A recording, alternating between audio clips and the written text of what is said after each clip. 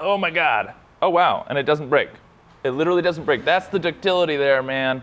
That is the impact strength. Look at that. I'm tearing it off. All right, guys, today we're talking about ThermaX PEI made with Ultem 9085, which is really just Ultem 9085 pellets extruded here in the US over at 3DXTech.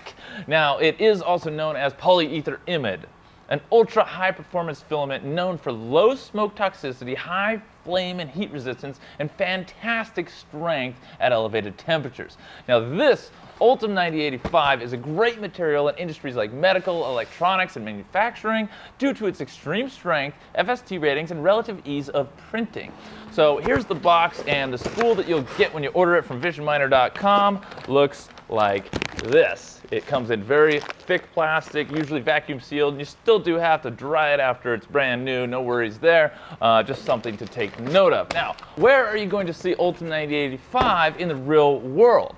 It's got a super high strength to weight ratio, mixed with decent chemical and UV stability, making it perfect for a lot of metal replacement applications in automotive, aerospace, and other industrial sectors. 9085 has actually been configured into customized lightweight tools, prototypes, and housing parts. Formula SAE used Ultem 9085 parts for exhaust and intake manifolds, as well as brackets and electronic components. NASA and other space agencies often use Ultem 9085 due to its low off-gassing and extreme low temperature performance, low temp being -60°C. Commercial airlines also use 9085 for interior parts like the table trays, overhead bins, and the walls inside the flight you're getting on. Again, due to the UL94 V0 flammability rating and the low off-gassing properties. So, if you're trapped in a burning plane, it's one of the best materials to have around as it will hardly burn and will actually self-extinguish. Demonstration of that following in a few moments. So, what kind of machine do you need to print this filament? Well, we did all this stuff on the FunMat HT, which is available at visionminer.com, a very good printer, but realistically you need a nozzle temp of anywhere from 350 to 380 Celsius, sometimes we like going higher, a bed temperature of 140 minimum up to 160. For the adhesive on the bed, nanopolymer adhesive works great. And the chamber temperature, the big part, 90 to 180 Celsius, which is really important for big parts because this stuff loves to warp. As far as drying goes, yes, you absolutely have to dry this filament like most every thermoplastic. It needs to be dried thoroughly before processing, which is just a fancy word for melting. In regards to drying, we've actually got an entire kit available on our site, including the vacuum chamber and ovens that you'll need.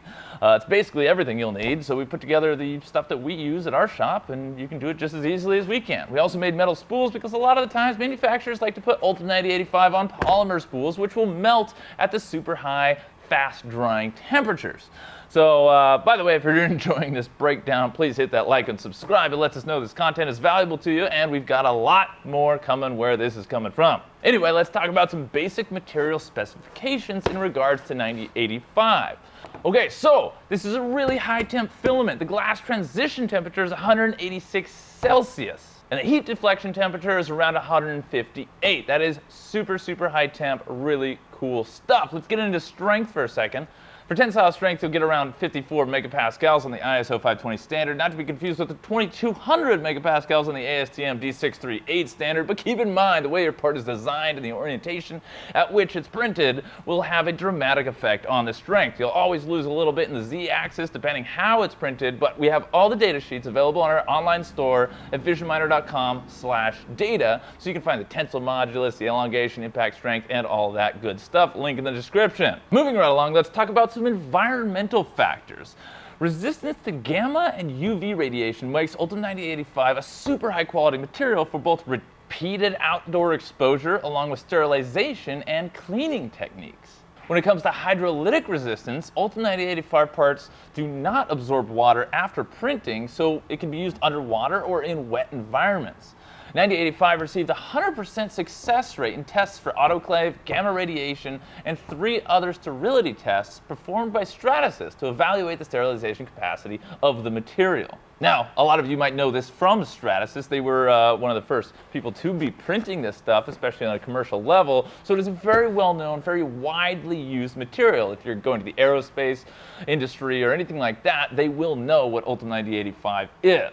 As far as chemicals go, Ultem 9085 provides resistance on a wide range of chemicals like automotive fluids, like gasoline and hydrocarbons, to alcohol solutions, along with water, weak bases, gasolines, windshield washer fluid, and moderate exposures to strong bases, weak acids, greases, motor oil, antifreeze, and more. Some of the electrical properties include it being an insulator. It is a very good insulator with a dielectric constant of 2.97 to 3.04 and a dissipation factor of 0.004 over a wide range of temperatures and frequencies. Ultem 9085 actually meets the MIL standard 810G for fungal resistance in extreme environments in the military applications, and it also has the UL 94 V0 FST rating, making it super popular with aerospace applications. Low smoke generation makes this a fantastic choice for any high temperature application, especially around flames. It can also be sterilized in the standard methods from autoclave to ETO gas, hydrogen peroxide gas, plasma, gamma radiation, and more.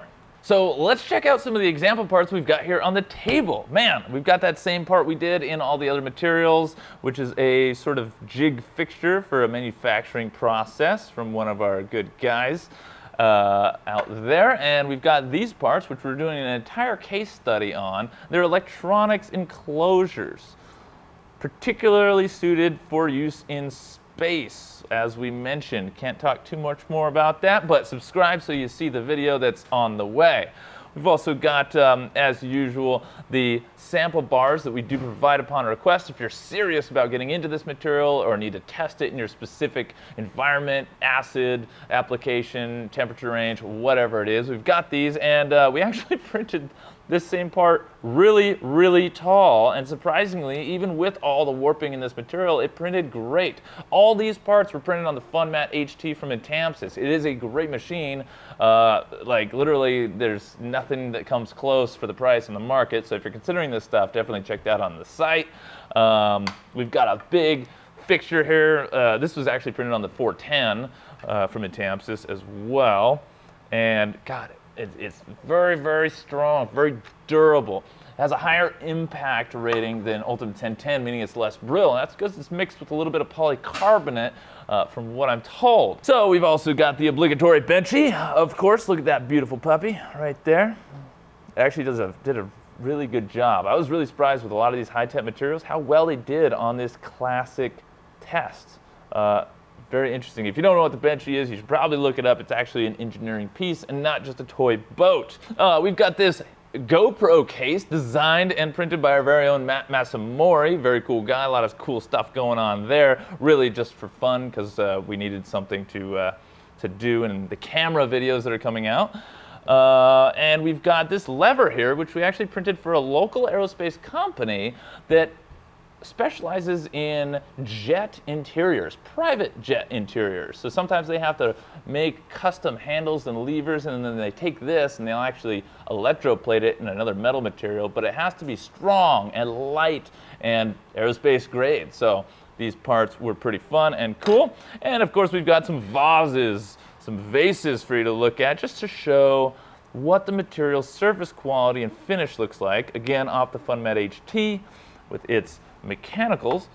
And man, you know, it's so pretty. I don't even want to break this one, but I've been waiting to break it ever since we printed it weeks ago. So yeah, let's get right into it. Safety first, kids. Always wear some stuff. Now this is a lot more impact resistant than Ultem 1010. That means it's not going to shatter and explode the same way Ultem 1010 did. But let's just give it a nice squeeze. Yeah, it definitely gave a lot more before it went. And then as you can see there, we're getting pretty good layer adhesion. We do get some breaks along the Z-axis, which is to be expected. But overall, oh, look at that. We're getting some string in. Cool.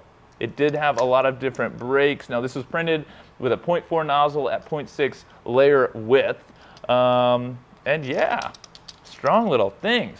All right, so let's burn it. This is supposed to have that FST rating, right? It should be self-extinguishing. So I'm just gonna grab the Footprint Pro 2 over here with its movable arm, because safety first, and fumes and burning plastic are not what you want in your lungs. We got these available on the website. If you're interested, definitely check those out.